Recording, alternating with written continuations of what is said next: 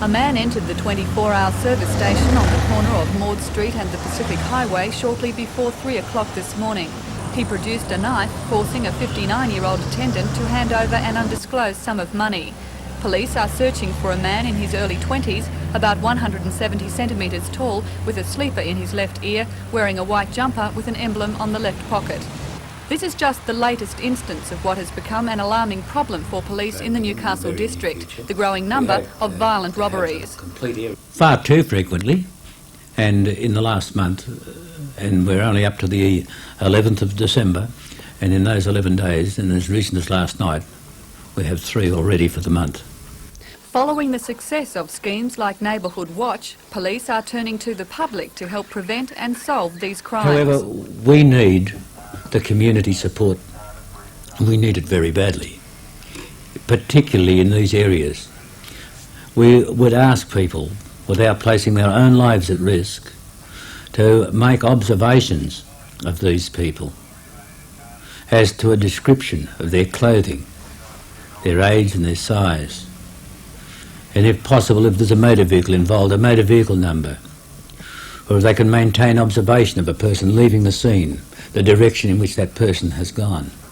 Is it possible that because of the success of the Neighbourhood Watch scheme, criminals are now turning to easier pickings? When things are getting tougher in one area, he will turn to easier pickings, as you call it. And of course the service station, with one attendant on duty, and that one attendant is aged or looks easy pickings, again, to use that expression, well, that's the area they will go. One of the ways the police are encouraging the public to help is by offering substantial rewards. And today, 3 teachers from the Belmont North Primary School received $3,000 each for thwarting a robber in December 1984. Lloyd Noonan, the Chief Superintendent at Newcastle Police Station, presented School Principal Fred Stanwell and teachers Peter Scotchmere and Christopher Trevethan with their bravery awards. The teachers chased a man who stole about $230 from the old Belmont North Post Office. He was armed with a sawn-off shotgun. The teachers apprehended him and detained the man until police arrived. He ran into a side street.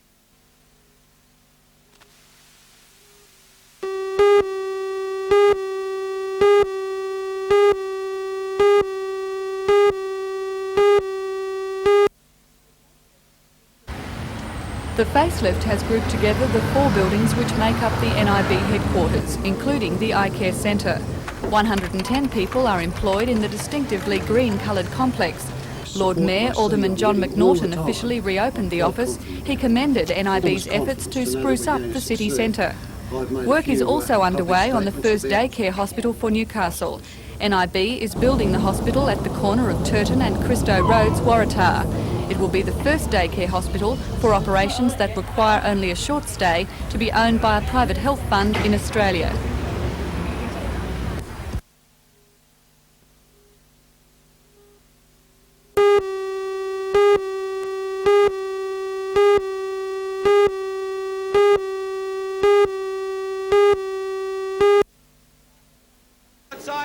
The feature race, the Pit Crew Firecracker 50, will be the final selection opportunity for test team aspirants. Singleton's John Whispering Smith and another quiet achiever Ralph Ranger seem to be living certainties after some fine performances in recent weeks.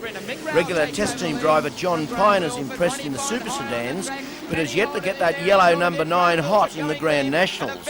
Brother Ron has things together and his aggression could be a valuable asset to the team, so he could well get the nod. Graham Cowboy Lilford has been a key test member in the past, but has been off song so far and will need to go for break tomorrow night to retain his spot. The Firecracker 50 will see some short sprints leading to a 50-lapper that will sort the hay from the chaff and will be a good forerunner to the Nationals that will be held at the Motordrome in February. There's one gone, bang, one over. There's the first one over for the 86-80.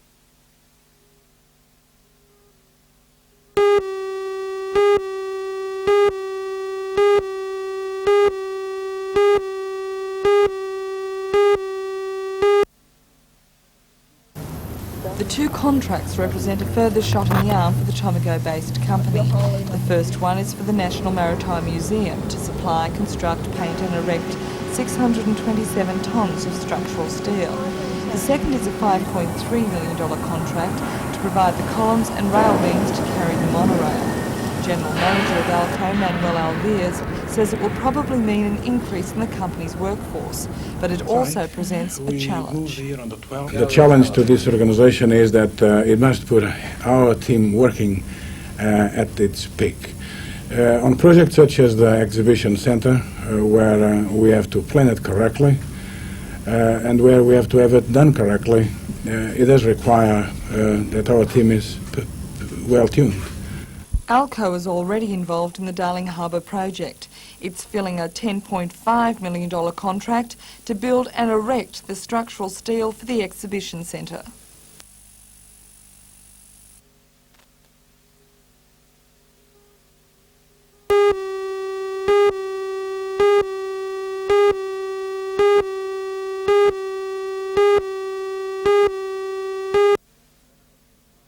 Better educated parents. The annual Christmas Bowl appeal has been conducted worldwide for the past 40,000 children 25 still years. die around It's the an world ecumenical from malnutrition fundraising and drive to disease. help provide food UNICEF for says needy it can in third save world half those countries children with and 4 give them the simple resources steps. and The expertise children they may need have for clean drinking agricultural water, development medicine. projects. This morning, heads of 5 of the Hunters churches met to launch this year's appeal. The fact that the first Christmas showed poverty and people's wealth. Mary and Joseph were put in a cowshed behind. Yet the Lord had visitors come from hills and from distant countries to bring gifts. And so we, as not knowing the people, actually give out of the goodness of our Christian commitment and make it most significant.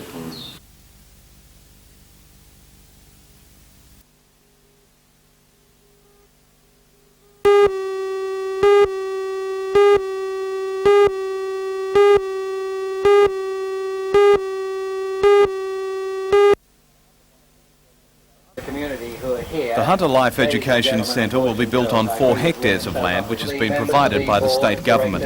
When complete, the centre will consist of lecture theatres and counselling rooms. It will also act as a base for the life education vans, already operating throughout the region, teaching children about the dangers of drug abuse and the importance of healthy lifestyles. The Hunter Life Education program is the major beneficiary of next year's NBN Telethon. At today's ceremony, Premier Barry Unsworth swapped the traditional shovel for a backhoe for the turning of the sod.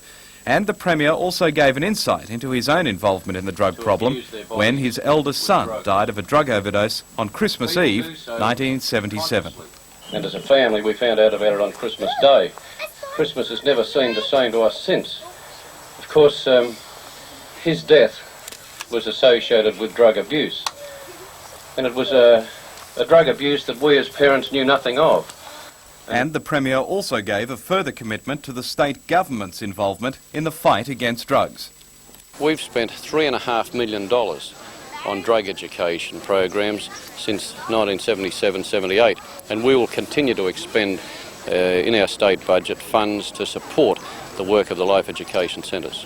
Always underestimate. Founder of the Life Education concept, the Reverend Ted Knopf, says all going well, the Life Education Centre should be completed by the end of next year. So this time next year, what we'll see here is a very modern building, beautiful to look at, but inside with technology second to none in the world. The technology in this will be the best in the world because whatever we've done in Sydney will improve upon this for the Hunter region.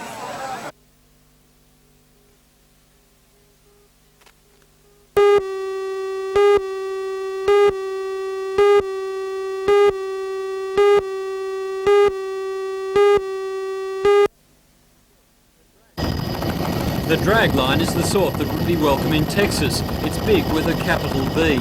The boom is the longest in Australia at 105.2 metres in length. The machine's overall length is approximately 1 3/4 times as long as a jumbo jet. It's made up of over 40,000 components and the bucket can fill 13 tip trucks in one scoop. The dragline has been built in a record 205 working days and the management says it's a large step forward for the mine, bringing it in line with the other biggies like Mount Thorley and Warkworth.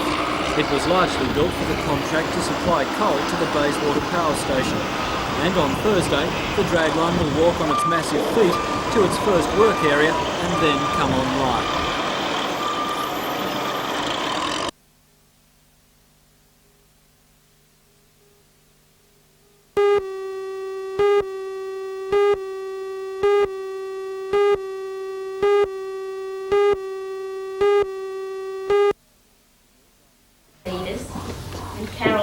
For Girl Guides leader Carol Harvey, it was the culmination of 13 years' dedication to the association. Carol was one of a handful of people in the state given the Banksia Award for excellent service in a local area. The award was presented by District Commissioner June Cameron in front of an audience of family, friends and fellow Girl Guides. Carol began as a secretary for the first Cardiff branch in 1973. She then became a Guides leader and later became a state trainer with many camping skills. Accepting the award, Carol thanked many people, but especially her husband and 2 children, who she said had supported her in her hours of work for the organisation. Probably to the girls in this unit always.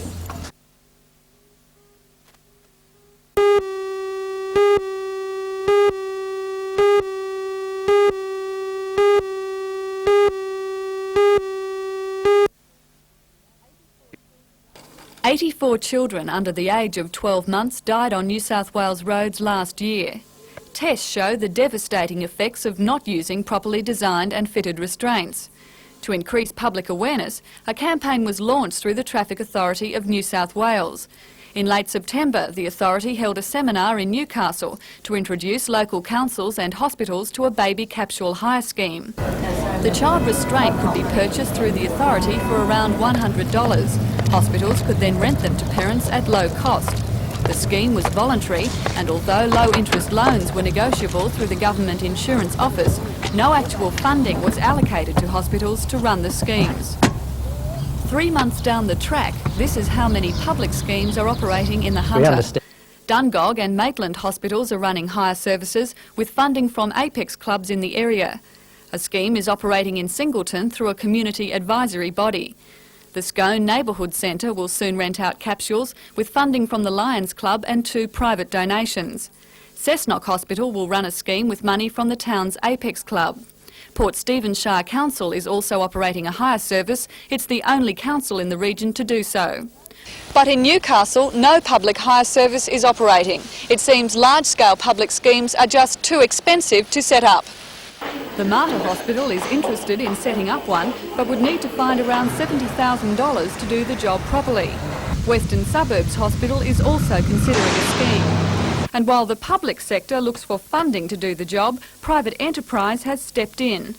The Hunter Nursing Agency at Toronto has been hiring out baby capsules for 2 years. I think we've been able to prove that we are running a very effective service and providing a good community service on a private basis. Do you think it should be up to private enterprise to introduce the schemes? I would like to see some more help from the government. It is very time-consuming on our part, and there is minimal profit involved in this scheme. It would be nice to see a little bit more government involvement, yes. On the Central Coast, Robert Johns has been running his ChildSafe service for 16 months. He has 440 capsules and charges $30 rental for 6 months. He supplies Gosford Hospital with capsules, and in the new year will take his mobile fitting van to Belmont Hospital to provide that area with a private service.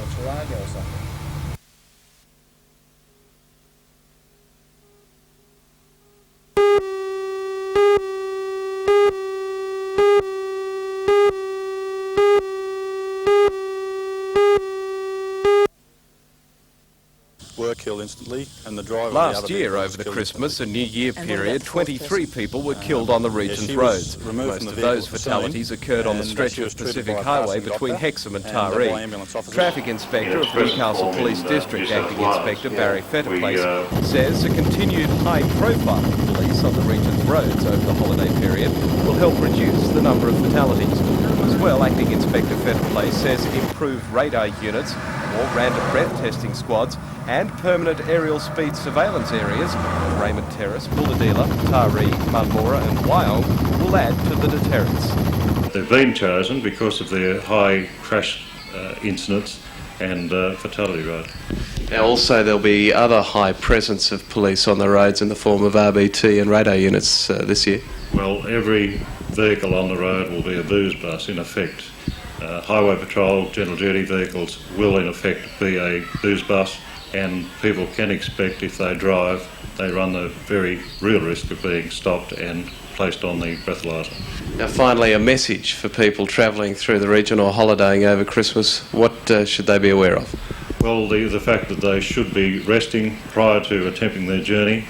Don't fall foul of the festive party before you set off. Get your sleep. Be considerate of the other road users, and most importantly, we've got to consider the other and save our lives and theirs. Great. Great, okay.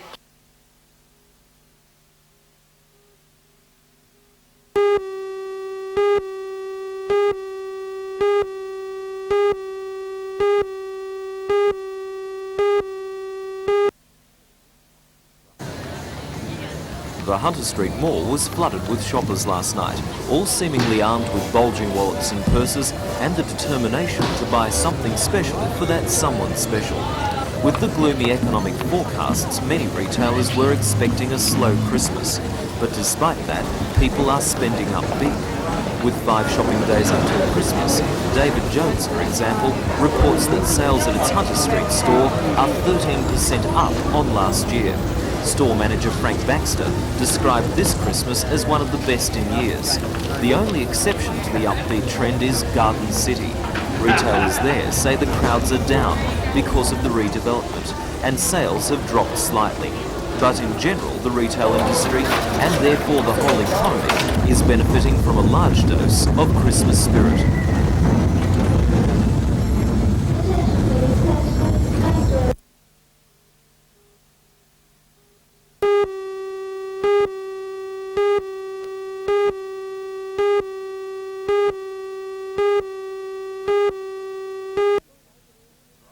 Circle, turning circle, just take it easily. Is tricky, but We're not driving gonna a bother it. 3-ton ambulance We'll across go the into the dunes existing requires tracks that's skill already and there training. because we know The that that's ambulance good service ground. called on the You can see how expert far help the with members vehicle's of the Hunter gone Region down Four-Wheel because we've got Drive our Council. tyres fairly wide. Ambulance officers like Chris Right. Newton We were can given come up a bit careful of speed, we've got instruction, some good in this running case here, by a little four-wheel bit of drive bumpy expert stuff, so John we'll just Brown. do- Right, The Ford we follow those F100 tracks. is like any other ambulance, Right, except it's for its excellent running. drivetrain You've got- and so the we just provision take of it nice and cylinders of easy dry over the rough nitrogen stuff. to reinflate the tyres.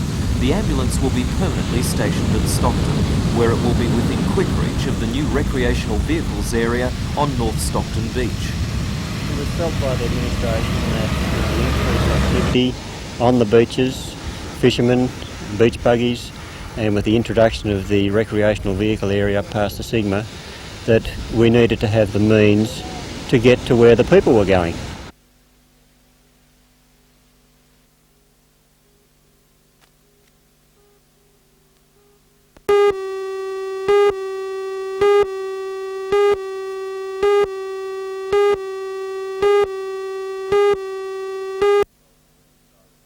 $1 million throughout Australia to run Customer the public Services telephone Manager with system. Telecom, David With part of our Hurd, says tariff area. Nelson Bay is the first area to be chosen for the conversion, as it's the one place where most of the public phones are fully operative. In the next few months, he hopes the 685 public telephones in the Newcastle area will be fully converted. Now, what sort of things should people be aware of with this new system? Well, the main thing is, of course, they should put in exactly 30 cents for the local call. We don't want people with the new coin slots that we have, where they can put in larger denominations for STD calls, to expect to get change. If they put in a $1 coin, they won't get 70 cents refund, so they must put in 30 cents. And the new ones, as we convert them, we're putting a sticker inside the box, and they'll see the new coin slot cover as well to indicate the larger denominations. The increase to 30 cents for local calls is to help Telecom meet the $37 million a year needed to run the public telephone system. And a major part of that cost is taken up repairing vandalised phones. At present, 271, or one-third of the 685 public phones in Newcastle, are out of order. This week, luckily, we've been able to get parts to repair 35 of these ones that are out of order. We've repaired 6 already, and we're going to proceed and get the rest. And they'll be spread out through this district where there are heavy users and where the public have been isolated from public telephones because of the large number out of order, so we're going to spread it around as well as we can.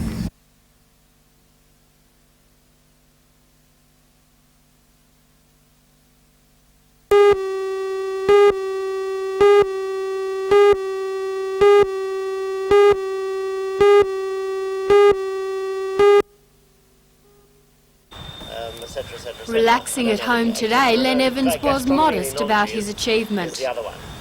I think that I've got it because apparently my support for the ideals of highest quality wine, and I suppose, it doesn't say it, but I suppose that's in production, in the support of Australian wine from the 30 years now nearly, and from the judging point of view, being chairman of judges at the National Wine Show in Sydney.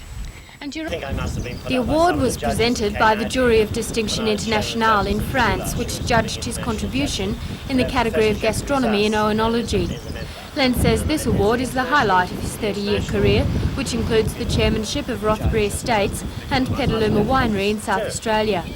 Next year, his plans are a little more varied and centre on the Hunter Valley.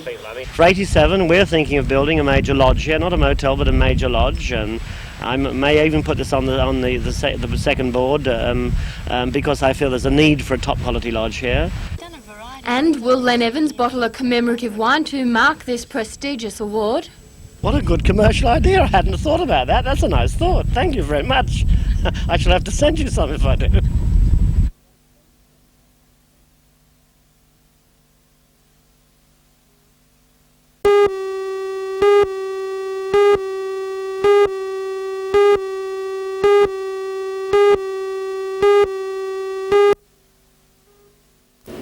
Watson, the Cessnock Club's young man of many titles, blitzed the field of internationals that included not only Wilmot, but Dane Tommy Knudsen and American Sean Moran and Ricky Miller, but he fell. He is now favourite for yet another title, though, the New South Wales Championship, to be raced on the NBN double-header card on Boxing Day. He's flying at them on the outside with Ricky Miller tucked down low on the inside. Watson got a beautiful split there and went up on the outside to look for third place and got it. And Knudsen comes charging at Sean Moran. It's Sean Moran leading Tommy Knudsen and Chris Watson. Look at the boy go! Give him a cheer, give him a roar. The local boy's going out after Moran. He's going to nail him too, I'll bet ya. Sean Moran's in the lead, but there goes Watson. What a blinder! He's the new South Wales champ. You can write him down next week now. Chris Watson's the leader. Sean Moran on the inside is running second.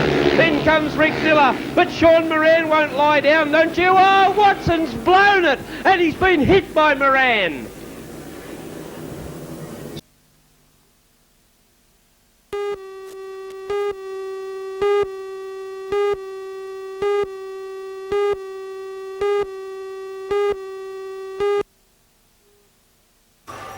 This is dog death row. Each one of these dogs has at the most 3 weeks to live, unless owners can be found. The dumping of pets is nothing new, but just before Christmas each year, it reaches epidemic proportions.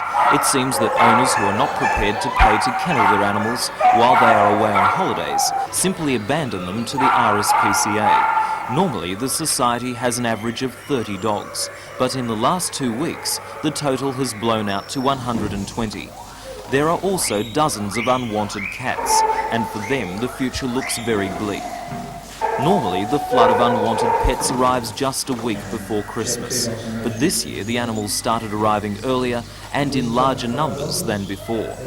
There's more people around now and there's more animals around too. This is a definite fact, and what we've found each year, people want to go on holidays and all they think about is wanting a get away on holidays and forget all about their pet. The dogs can be bought and given new homes for $50 each, which includes 2 vaccinations and desexing. And this is Tara, the dog of the week. She's a 12-month-old boxer cross, and like all of us at Christmas, she needs only 2 things: a little love and a home for Christmas.